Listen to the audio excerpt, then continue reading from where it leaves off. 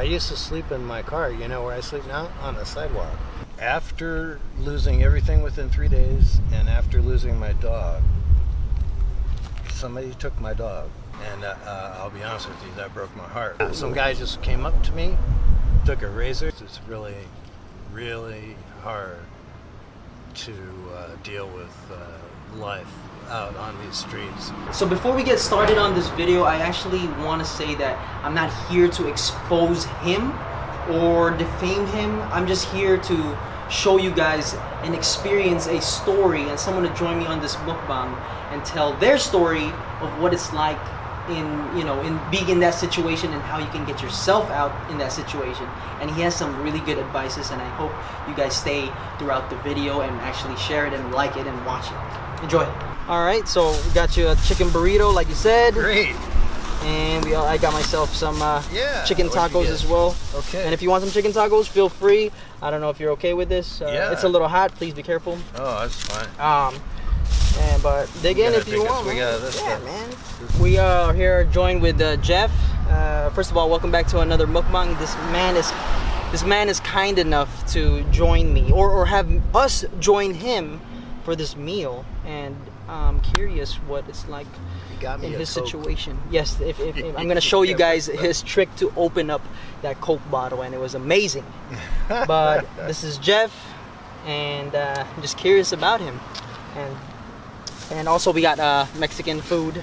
So I got chicken tacos. We got him a chicken burrito, and hopefully he enjoys it. He even got me a Mexican Coke. Look at this. Oh yeah, chicken burrito. Good. Oh, chicken taco. Yeah. Dig into a little bit of this. You know what sucks? They forgot to give us napkins, but it's okay. It's okay. I have some. Believe it or not, I have some. Do you have any utensils at all? No, I'm sorry. I'm just gonna tear some of this off. Yeah. I'll try not to. There we go. Right. It's a little hot, man, but good. It looks beautiful. Yeah, man. Cheers to you, brother. Cheers. Hot. But yeah, man. So the questions I'm gonna be asking you is pretty much about you, man. Like, I want to start off by saying, like, what? How did it start? Like, how did you become where you are now? Yeah. Okay. I'm from Akron, Ohio. Yes. And I came out here in 1982. Now the economy back there was so-so at the time, and we were real finicky about judging whether the economy was good or not. And then my mom and dad got divorced, and I thought, you know what, my friend said, here's a get your ass to California kid. And it was a bunch of information about places where we can visit, and he said he'd let me live with him for a while. And I first moved into Cucamonga, Rancho Cucamonga. Oh, okay. For the first year. Then I ended up in Ontario. That's when I bought my van and tried to become an independent and started my down payment on the property. What I did was I got a job at a rent-a-car company, and I bought a van, and I parked it on the street, down the street from the property. And I talked to a real estate agent, and for a couple $100 down, she started escrow and said that you have 3 months to come up with $1,600. I paid that off in payments. In 3 months, I had paid that off, and then we started into $165 a month for 9.5 years, and I had 2.5 acres for paid off free and clear. But I just couldn't build a house on it. Sure why, but I think that they wanted me to have a bigger savings account, and I think that they found out that I was going to be let go from my job, which was Channel 22, while it was independent, and it was bought by Telemundo. I see. And as soon as they found out that I was going to be let go, the loan company found out about it, and they wouldn't let it go through because how are you going to pay for it? So I didn't get that, and I ended up moving back to Ontario, and then basically piece by piece lost my life. I see. And I will blame the war also, the one that we started in 2003. Not like I'm anti-war, but it was back in 1998. Smart, intelligent financial people knew that the future was going to be bad, so they did all the things that it took to get, like, for example, my boss sold his company. And it was a gigantic company, $1 million. He knew he could start it back up again and buy. He exactly did that. And he was very successful.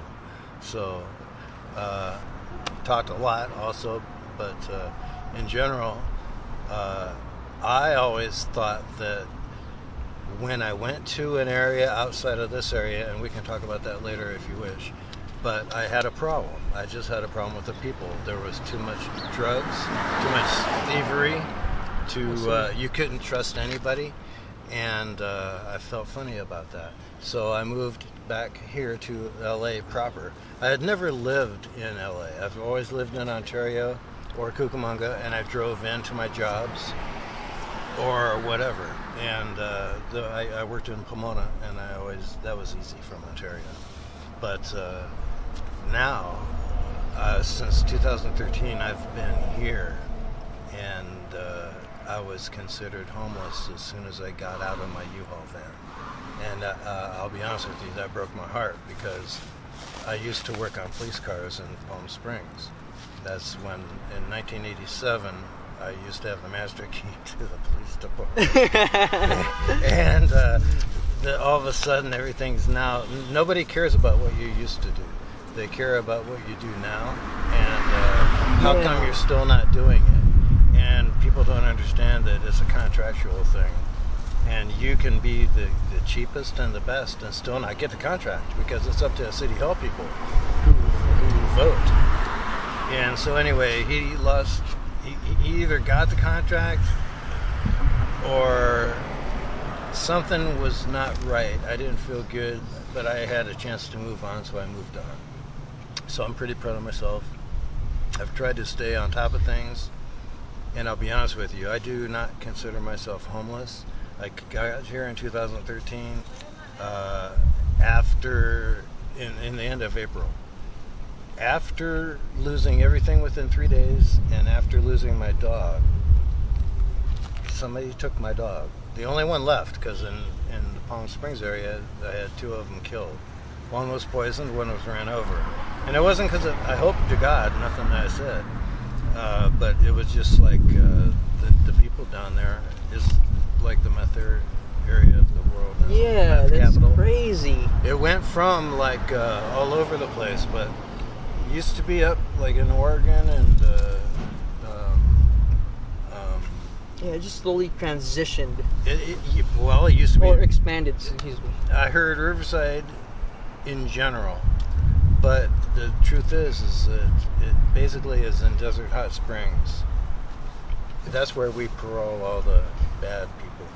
I see. From this area, it has to be 100 miles away, so it's a bad area. So now, getting yourself in that situation, was it like scary when you first became in that unfortunate event? Well, here's the deal, I'll tell you. It went from euphoria to getting here and thinking that everything was better, because I left crazy people, drug people, and everything. What I did was I acquired a van.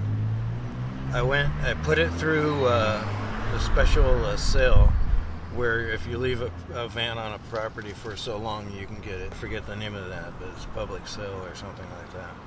And I sold it for just enough to get it over to the next property. Then I ended up running out of ideas, and I just had to get out of there. After my dog died, I had 3 dogs. One got hit by the neighbor with poison. And I used to work at a vet center, and so they put her to sleep for me for free, thank God. But that broke my heart. And then so I had this one, and I said, okay, When this one got ran over by the neighbor, and he pretended that he didn't do it. Really? Yeah, and there was nothing up there. And we're talking about vast areas of BLM, Bureau of Land Management. You know what I mean? And so you knew it was him, or it's just it was either him or the guy next door, but it was just done out of anger because there's no reason to. My dog wasn't the kind of dog that would steal food or do anything wrong. This guy used to run over lizards on purpose. Wow. Because he used to be a miner. Oh. And then now everything that where he used to mine or get mining permits. It's funny. That's crazy. He used to cut them in half with a shovel. It just broke my heart. Oh, he was very sadistic on He those was lizards evil. there. Yeah. He was. And he showed it to the lizards. Yeah. He would do that to anybody, and he didn't care about what you thought, but he demanded that you sit and listen to him. That's the funny thing. Man. But anyway, we went off on a little bit of a tangent. It's okay. No, It's fun because that actually drove me to insanity, to the point to where I took a van that was worth $1,400 no, excuse me, I think it was worth a couple thousand.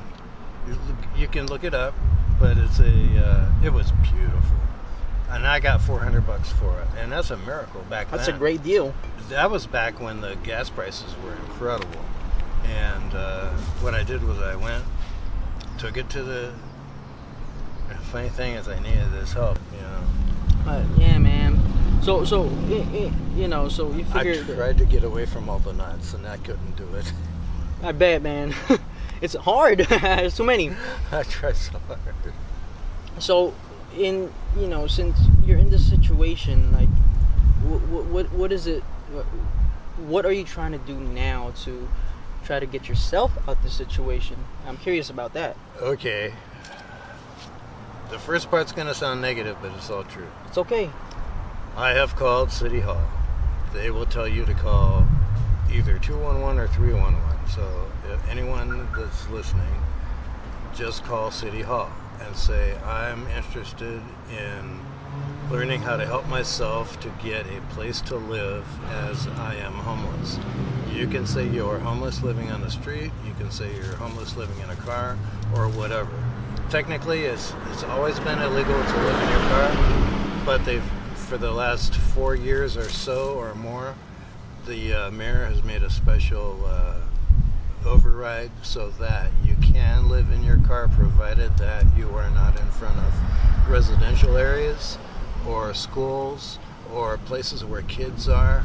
You have to be in front of an industrial area, and the best way to do it legally is to, according to the sheriff, get a written statement from the owner of the property that you intend of parking in front of, and then you're all right.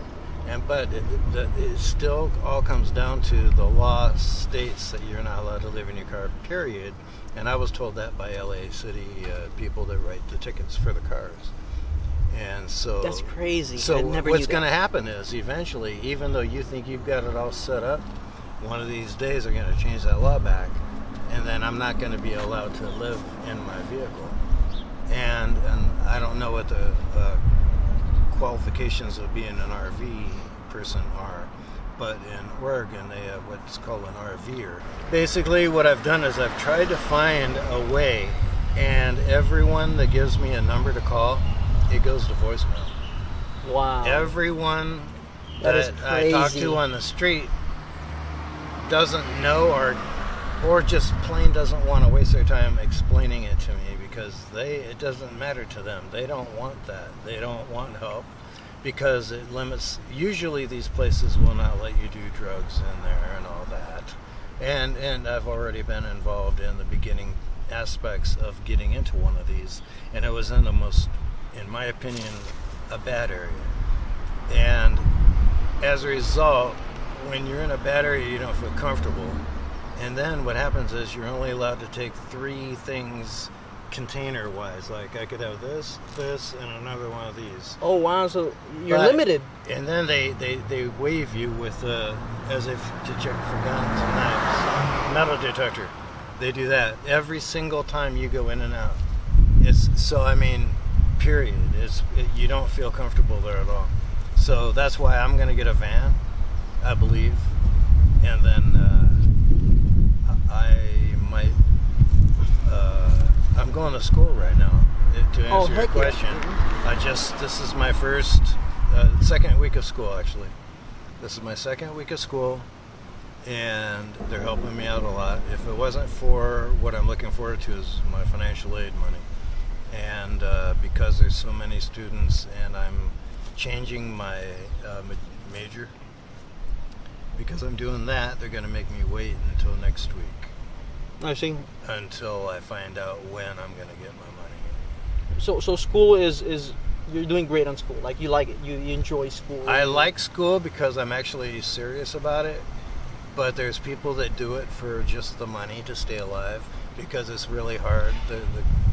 The city and the county do quite a bit that's really good for everybody. But they don't give the right exact help.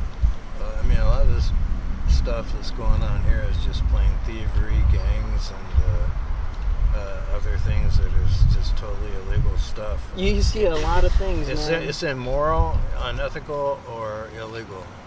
That's most of what I see in this area. So what I'm doing is taking advantage of this beautiful school that's right here nearby, and hoping that it helps me and gets me out of this mess. And partially, if it wasn't for my car breaking down recently, I'd still be in my car and still be doing pretty darn good. Yeah. Dang, man. So compared to the average person. Definitely. Because the average person that I meet, I'll be honest with you, is just sitting in a place that he does not own, has no interest in getting a job, will not usually cooperate with people that are taking a census, or they just don't want anything to do with it because they don't want their names out there, and usually it's because of drugs. So the bottom line is it comes down to people stealing things around here. I see. So people stay alive by stealing things. That's crazy, man. That's the way it is.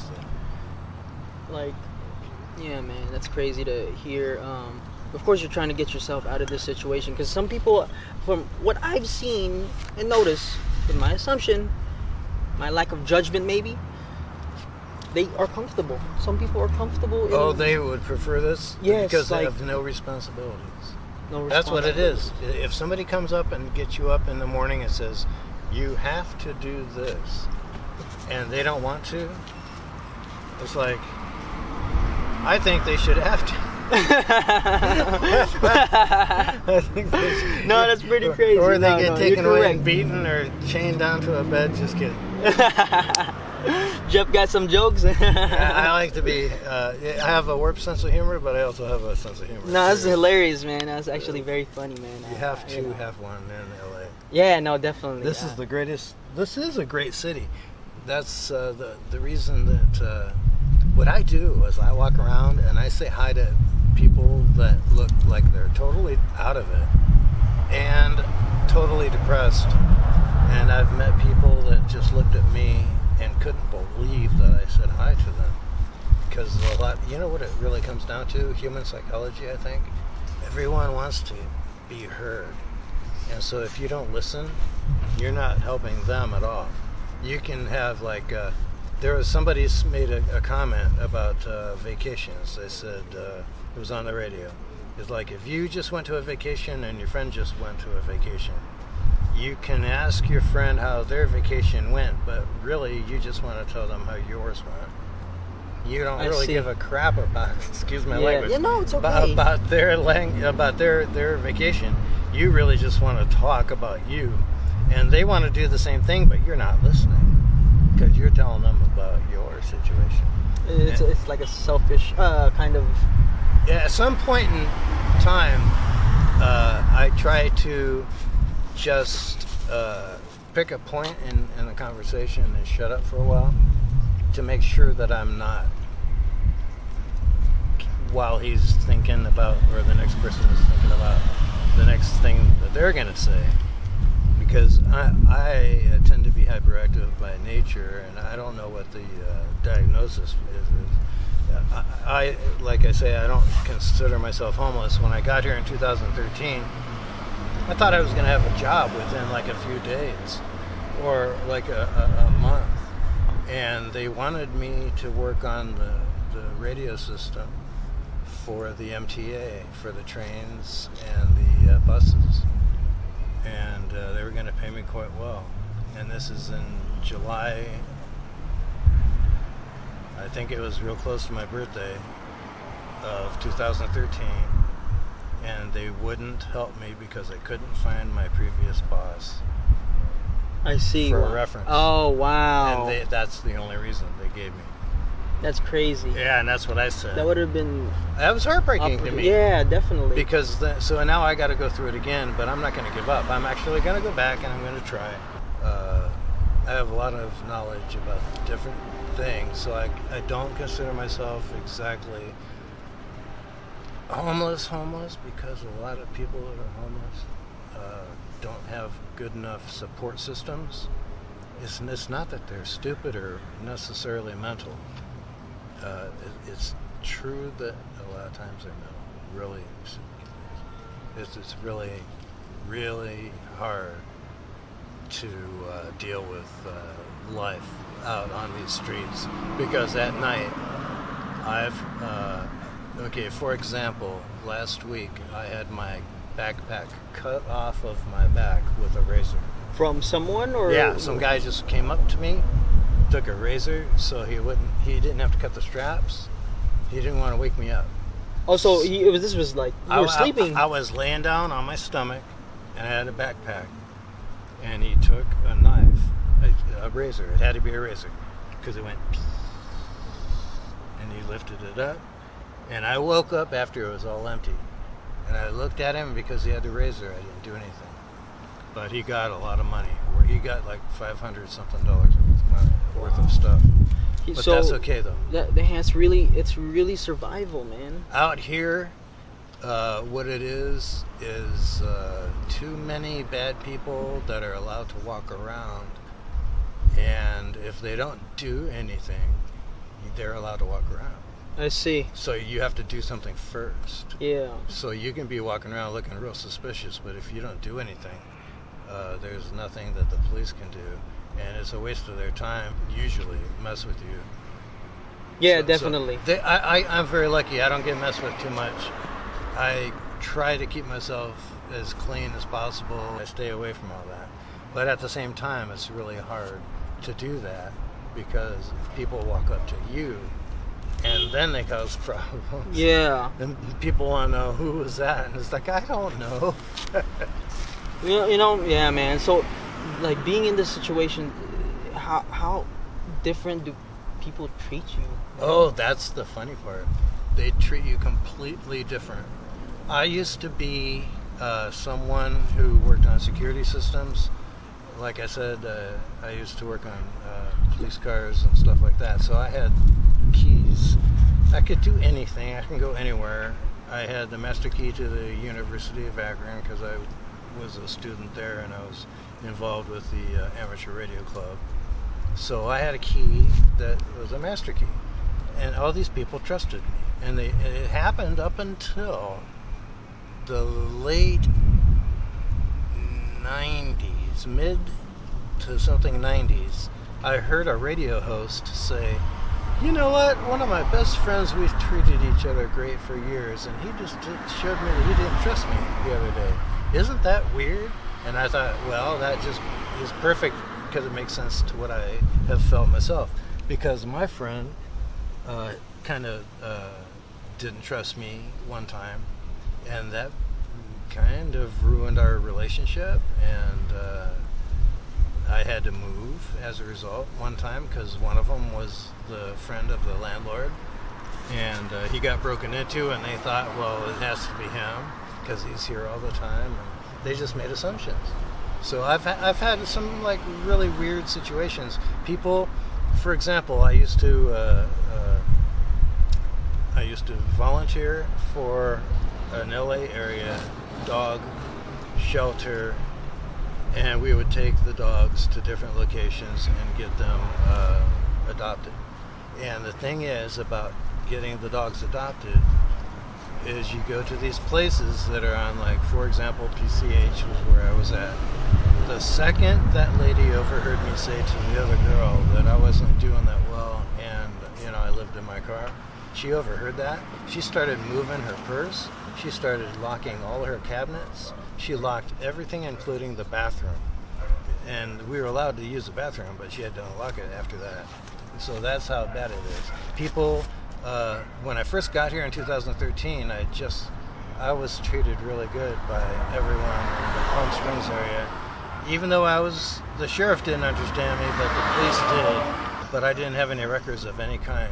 When I got here, they made the assumption somehow that I did something, and they would get on the PA mic and say, "Hey, you, what are you doing?" And I'm just trying to look through the sign to see what sandwiches are on sale today, or you know what I mean? Yeah, it's yeah. at the subway down here. Yeah. Yeah, I was treated like one of the rest of the guys.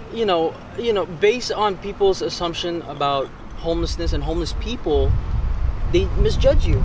They don't know. They misjudge people like me, but the people like the guys up here, my situation, which is completely different because I have a plan. I always have a plan. Yeah. I really do. Because you're trying to survive. I've been trying to survive, and it just kills me. It hasn't worked yet, but it's going to because I have faith. But like these other people, if you were to pick some of them and do the same questions, with all due respect, because they're actually usually pretty intelligent, you'd be surprised.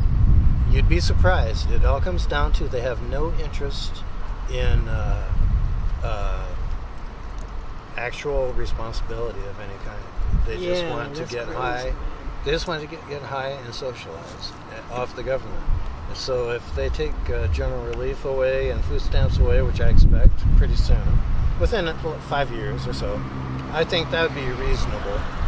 I think there should be a logical method to the process also, where you maybe make up jobs for these people that are so different psychologically that perhaps just find one that's easy for them to do.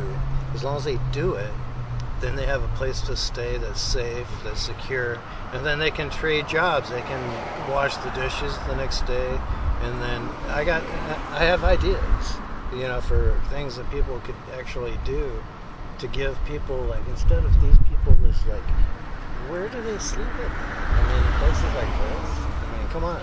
I used to sleep in my car. You know where I sleep now? On the sidewalk. I'm actually, some guy could knife me in the middle of the night, and I wouldn't even feel it until it was all over. It's crazy, man. So I'm hoping like heck, I'm going to go back to school and get on the internet and see if I can find some inexpensive vehicles. And I always have to do this. I always have to take my financial aid for school and use it for a car, because you cannot pay the rent anywhere. It's expensive. Even the ones that are posted at school want so much. So you were talking about how people live in like tents, and how because it's freaking hot today, and it's winter is coming soon. How do you live in those type of situations? Basically, let's say it's hot right now. Because Los Angeles is a special place. It's basically a basin. The temperature is always stable. It usually doesn't go down too far. If you have a sleeping bag, even a kiddie sleeping bag, and maybe a blanket, you're fine. And a lot of places will give you blankets, like churches, and like, for example, tonight you can go to the Salvation Army on any Wednesday night, and you can get food through the weekday evenings. But on Wednesdays, there's one of the hospitals comes, and they'll help you get eyeglasses and medications and things like that. So there's a lot of... If you know what you're doing, there's things out there that you can do. Like, for example, I can eat every morning during the day and eat every evening during the weekday, is what I meant to say.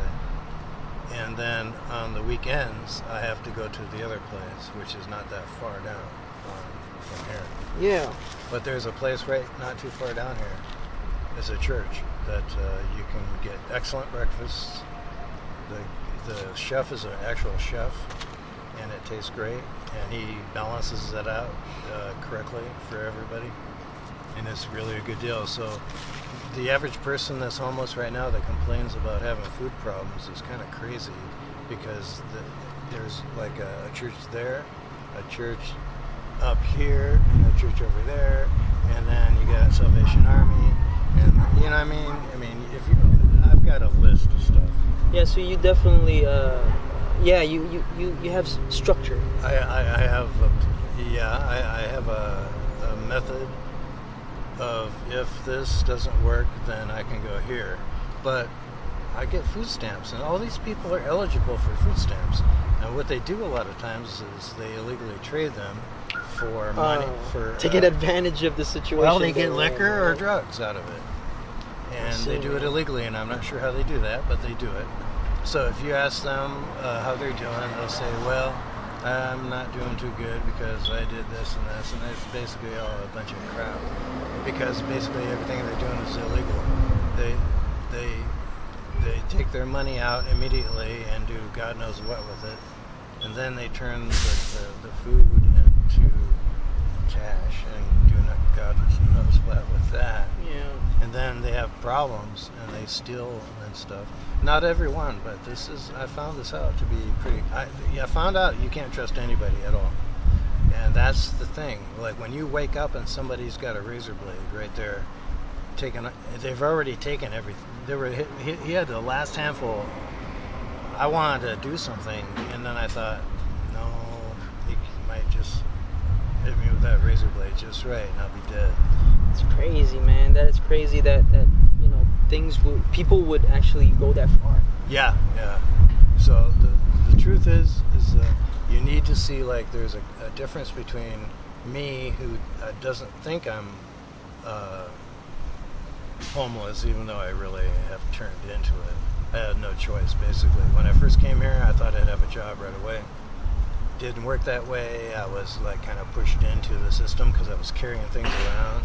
I mean, when you're carrying like a lot of stuff around and you don't have a place to put it, this is the most expensive place for storage units that I've ever seen.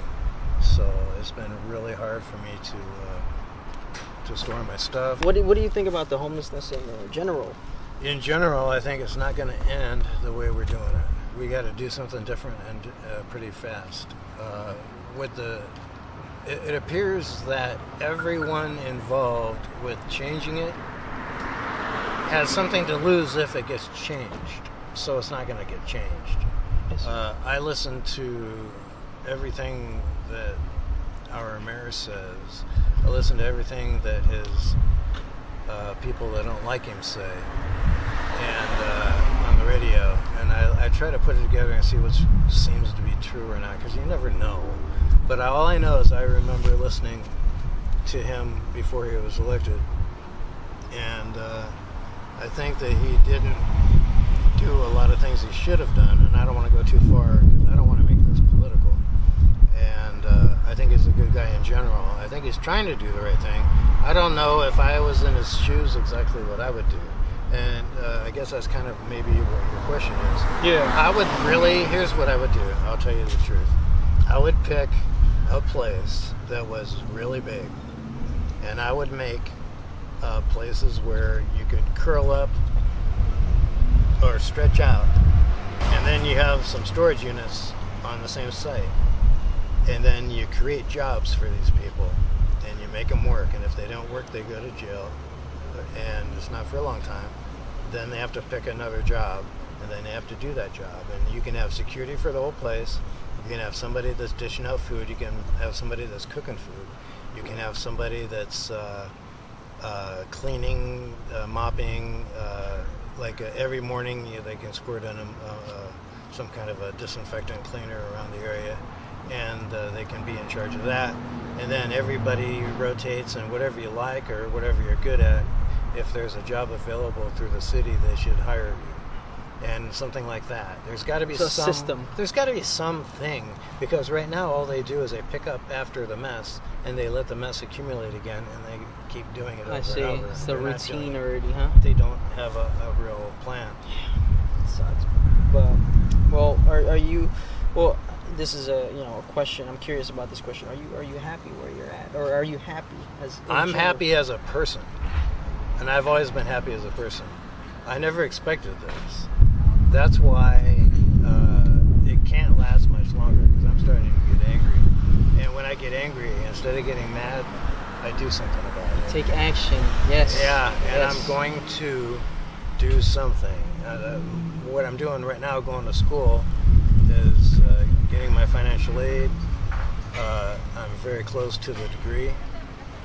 A couple classes away from the degree. So I'm really doing pretty good. So if I can do that, I'm happy. I can move forward from there. And my ultimate goal is to be a registered veterinary technician. It's a 3-year course. What my goal is after this. No, yeah, man, that's cool. You have something. I have plans. You're taking action to it. Not all these other guys have plans. They just want to live for today. I hate to say that. And I don't want to put them down either. It's the truth. You're speaking the truth, brother. When you talk to them, you can say, what are your plans? What are your hobbies? What do you do when you have free time? And most of them say, I try to get higher than I did the day before. So I don't know. I don't think that's good. No, man. But, do you have any advice for people who are like in the verge of homelessness, or to avoid homelessness? That's the hardest thing in the world, because I tried to avoid it when I first got here in 1982. The fastest I could do it was like 1983, 4. That's when I started the down payment process and I got the van. I had to get the van first, because you can't sleep in where you work, and he was going to let me sleep outside of work. Yeah. So you have to go through a lot of stuff. The average person can't pull that off like I can, because I put it, to me it was number one mission, is to get set up, survive and do it legally, so that nobody's mad at you. Yeah. And I got permission from everybody to do that, and I got very lucky. I don't think I could do that easily. Well, I could probably do it now, because they extended the living on the street rule. So and basically that's what I'm doing right this moment. I'm waiting for a phone call, and if I don't get a phone call, I'm waiting for my financial aid. The second I get it, I'm getting on the internet looking for a cheap vehicle, so that's where I can live, so I don't have to worry about getting hurt, because there's people out here that their whole thing is to steal stuff all night long. And I every night I witness this myself. I've had my life threatened so many times, it's not even funny. It sucks, man. Just by walking down the street, they don't even know you, but they think they do. And it's crazy, man. Yeah, and then they yell things at you like you owe them money, and it's horrible. I know, man, but... In general, I'm okay. Yeah. I'm okay. I'm worried about the other people. I don't know how to get through to them, if that's what you were getting at. No, yeah. I don't know how to get through to these other people, because you can talk to them, and you can swear that they're listening, and that everything's fine, and they just don't care. They just want you to go away. They're going, yeah, rah, rah, rah. And they're not really listening, because it's a responsibility. And responsibility is one thing they don't want. And the funny thing is they're not used to. When I was a kid, if you ever had food stamps, you were embarrassed to go to the store. My mom used to hand it like underhand, like here. I had them in the form of, they looked like dollar bills that were red and blue. If you have one thing to say to the world, what would it be? I say, don't ever give up. That you truly can do anything you want if you want to. The hard part is finding people to believe in you, finding a place to do what you want to do, and keep your projects safe. Try to find a friend. If not, be your own best friend, which is the best advice I could possibly give anyone. Just be your own best friend. Cover all the bases. Don't let have insurance on everything, but keep multiple copies of data and papers. That's cool, man. Thank you, man. This is great. I appreciate it. Yeah, man. So everybody, this is Jeff. I can't thank him enough to spend his time with us at this moment. It's very hot, uncomfortable state, and he's here with us. I'm here with him, and he shared his story. So I want to thank you, Jeff, so much. I appreciate it, man. You know, good luck on your journey. Thank you. Good luck, man. I'm glad he's in a fight for survival, and his story just, you know, it compels us, and I want to be able to share this and what it's like in this type of situation and how you can get yourself into it. He had great advices, and I hope you guys take this into consideration and just, you know, and share this with people, because this is something that's serious. This is not a game. This is real life. You have to work to get out of this. Yes. You have to really work, and people just don't have the strength sometimes. It's not really that they're having problems in the head.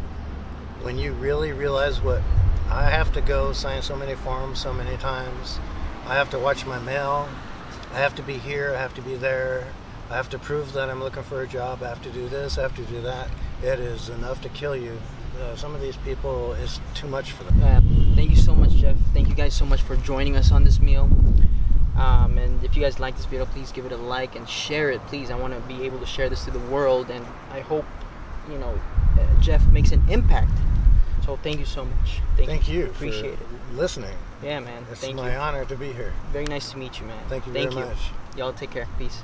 What are the Always. nicest people? Unexpected. You have a lighter? Yes, sir. I don't have a bottle opener, so if that's okay. Oh, okay. Like this? Yeah. So. Oh, like that? Yeah. Oh, dude, I've never done it like that. Usually what I do is I pick a piece of metal and I go bam down on the... Can you show me that? I want to see that. Seriously? Yeah. You can do this on a car. Yeah.